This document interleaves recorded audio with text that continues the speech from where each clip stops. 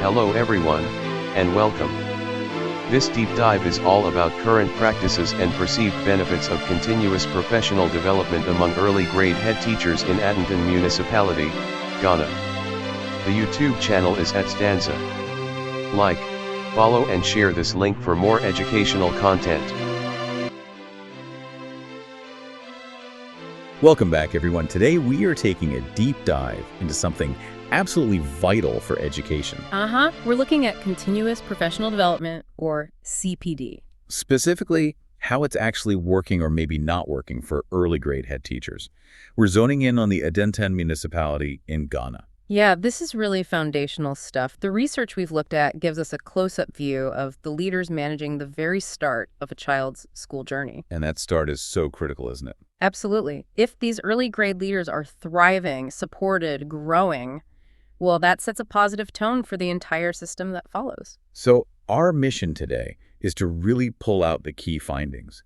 What are these head teachers actually doing for their own development? Right. And what benefits do they actually feel they're getting from it? And crucially, what are the big systemic hurdles, the things getting in the way of making this professional growth happen effectively? It's a qualitative case study we're drawing from, focusing on 13 specific early grade head teachers. They were purposefully sampled. Okay, so not a huge group, but targeted.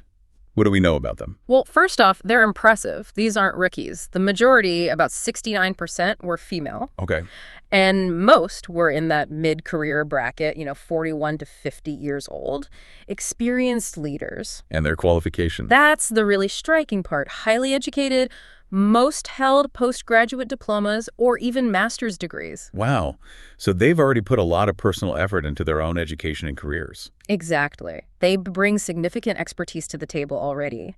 And that context makes the findings about institutional support, or maybe the lack of it, even more compelling. Right. And I guess potentially quite frustrating. That's a good word for it. Okay, so let's start with what they're doing. Let's unpack the practice itself. What does their CPD look like on the ground? Are they engaged? Oh, definitely engaged. Highly proactive, actually. It's not just about ticking boxes for mandated training. So what kind of activities are we talking about? It's quite diverse. They're attending workshops, sometimes online via Zoom now, which is interesting. They go to conferences.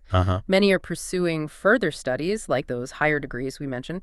And they also organize things within their own schools, in-school seminars for their teachers. It really sounds like they have this internal drive, Yeah. actively looking for ways to tackle the challenges they see daily. You've hit it exactly. This lines up perfectly with the principles of something called andragogy. Andragogy. That's about adult learning, right? Precisely. It recognizes that adult learners are different from kids. Adults are typically self-directed, they're motivated by solving immediate problems, and they take ownership of their learning.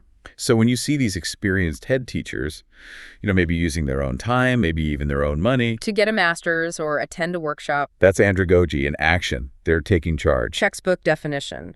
They see a problem or a gap, and they actively seek out the knowledge or skills to address it. Okay, which then brings us straight to the major irony here. You have these highly motivated leaders acting exactly like effective adult learners should, only to crash into a system that seems, well, almost designed to block them. This is where it gets really interesting, isn't it? What are those big hurdles? Yeah, the obstacles are significant, and they are overwhelmingly systemic. It's not about individual lack of effort. So what's number one? Money.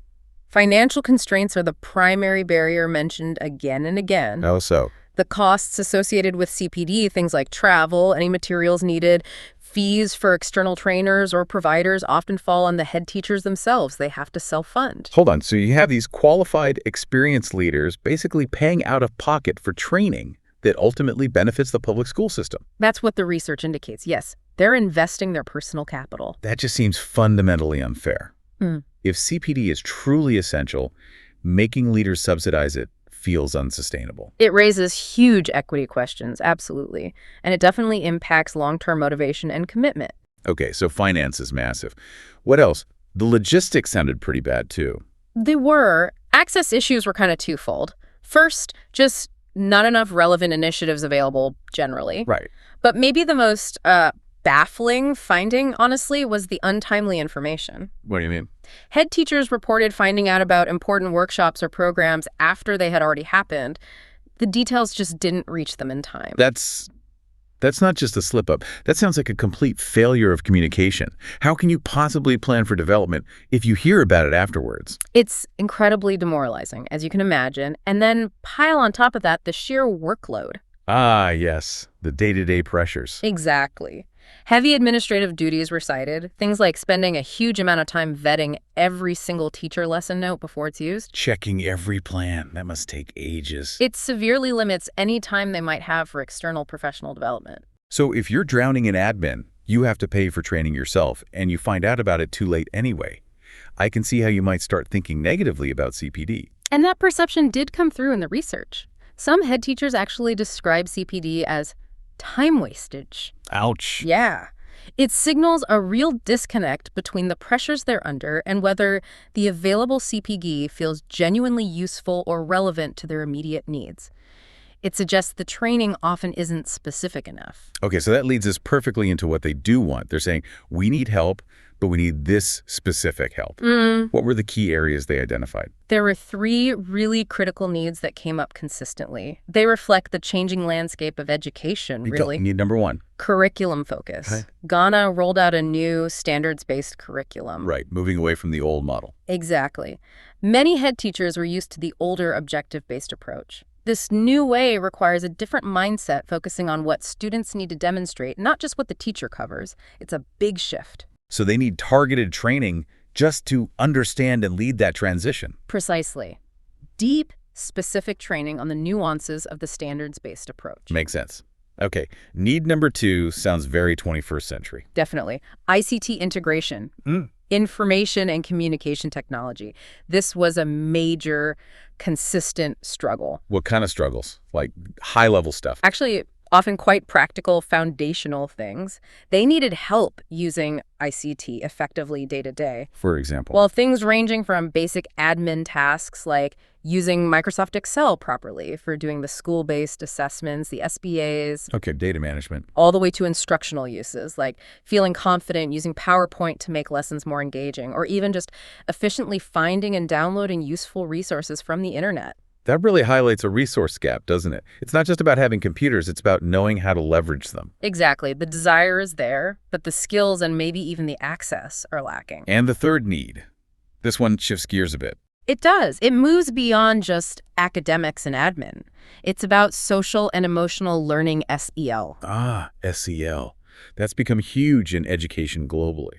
And these head teachers recognized its importance. They stress needing to focus more on the emotional well-being of both their teachers and their young students, moving beyond just test scores. Addressing the whole child, essentially. Understanding that emotional stability is really a prerequisite for academic learning, especially in those crucial early years. You know, putting these needs together, a brand new curriculum focus, needing basic ICT skills, and integrating SEL, it feels like more than just learning new techniques. It's asking them to fundamentally rethink their roles. That's a very insightful point, and it connects to another learning theory, transformative learning theory. How does that fit in? Well, transformative learning happens when people face a challenge, a sort of disorienting dilemma that forces them to question their basic assumptions, like shifting to a whole new curriculum model or embracing SEL. Effective CPD in these situations shouldn't just give information. It needs to facilitate critical reflection. It needs to help these leaders develop entirely new ways of understanding, teaching, learning, and their own leadership. It's about changing perspectives, not just adding skills. It's a deeper change, a worldview shift, almost. Exactly. Which sets us up nicely for the next part, because despite all these barriers, despite needing this deep transformative learning, the research shows they still value CPD highly when they can get it. Overwhelmingly so, yes. So let's talk about the payoff. Why do they keep pushing for it? What are the actual benefits they perceive? The benefits they reported are really tangible and validate why they're motivated in the first place. They see clear improvements in their core competencies, administration, and leadership. So it makes them better managers. In very practical ways, they reported having, better control over the day-to-day running of the school, being better equipped to handle sensitive issues with teachers, which is huge for school climate, and keeping good staff. Yeah, definitely. And just generally enhancing their skills in things like observing and assessing teacher performance fairly and effectively. CPD gave them better tools for the job. And what about on a more personal level? Did it impact their confidence? Dramatically. It boosted their sense of efficacy. Efficacy, that's the belief you can actually succeed, right? Exactly. It's fundamental. Participating in CPD increased their confidence, and many mentioned it actually rekindled their passion for leading the school. That's powerful. It is. And they also just expanded their knowledge base in key areas, better ways to assess students, new strategies for classroom discipline, more effective teaching and learning approaches overall. The study also mentioned something about collaboration, didn't it? Professional learning communities. Yes, PLCs came up frequently as being really helpful. How do they help? This ties directly into another learning concept, social learning theory. Basically, we learn a lot by watching and interacting with others. Ah, learning from peers. Precisely. In a PLC, head teachers get together, they share what's working, what's not. One leader might share a successful new idea, maybe for teaching reading or managing behavior. And the others can see it worked, ask questions. Internalize it, and then try it out, model it in their own schools. It's a really effective, low-cost way to spread innovation and practical solutions. Okay, so the picture's getting clearer. We've got these highly motivated, experienced, qualified leaders. They know exactly what specific training they need, curriculum, ICT, SEL. Right. And when they do manage to get relevant CPD, despite the barriers, they see real, tangible benefits for themselves and their schools, both practical management skills and personal efficacy. Correct. All the individual pieces seem positive. So what's the big disconnect? If the people are motivated and the training works, why does the overall system feel like it's failing them?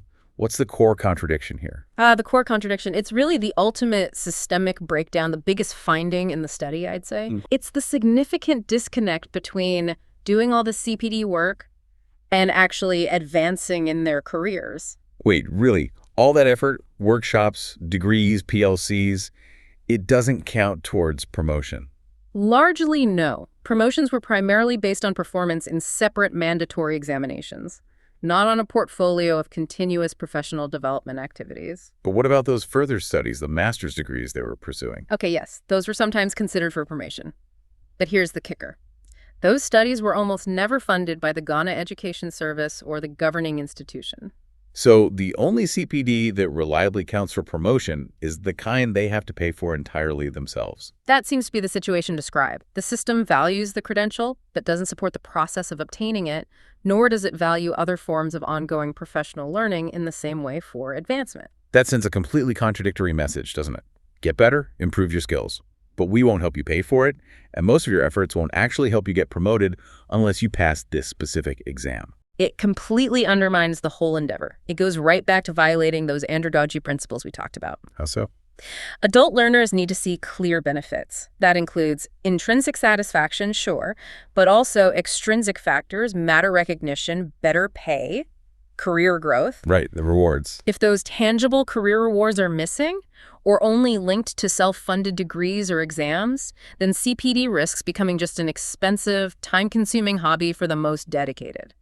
It threatens to kill motivation over the long run, no matter how passionate someone is initially. This sounds less like a training issue and more like a fundamental HR and policy problem. Exactly. And the study pointed directly to policy implications. What did it recommend for policymakers, for the government and the institutions? Several key things. First, and this is crucial, the government needs to tackle the insufficient funding issue head-on. More money for CPD specifically. Both for CPD directly and also addressing the chronic problem of untimely release of capitation grants. Okay, remind us, what are capitation grants exactly? Those are the basic operating funds the government sends to schools, usually calculated per student. So money for everyday running costs. Books, materials, minor repairs. Yes. And when those grants are too small, or worse, arrive months late, head teachers can't even cover the basics, let alone fund local training initiatives or buy resources needed to implement new ideas learned in CPD. So the lack of basic operational funding directly cripples their ability to support or implement professional development. It's all connected. Absolutely. The grants are like the oxygen. Without them, nothing else works properly. Makes sense. What was the second big policy recommendation? Harmonizing policies. They need clear human resource development policies that actually incentivize and reward head teachers for engaging in quality CPD. So building it into the promotion system properly. Yes, making it count. Moving away from a system that forces self-funding and fails to recognize the effort towards one where the institution actively supports and values this ongoing growth. Policy needs to make sure cost isn't the barrier it currently is. It seems so logical. The head teachers are showing the way they're motivated. They know what works. They've identified the needs. The system just needs to catch up and support them. That's the core message, really. The research paints a clear picture. CPD itself is highly effective for individual growth. It boosts leadership, knowledge, efficacy, but its potential is being massively choked by these systemic failures. The money problems, the poor access and information timing, and critically, that missing link between development efforts and actual career progression. So as we wrap up this deep dive, maybe we can leave our listeners with a final thought to mull over, something that ties this all together. Okay. The studies show that even when these dedicated head teachers did manage to gain new knowledge, say, a fantastic new strategy for using ICT in the classroom learned at a workshop, actually implementing that knowledge back at their school was often blocked by a lack of basic resources. Yes, that was a key finding too. So here's the thought.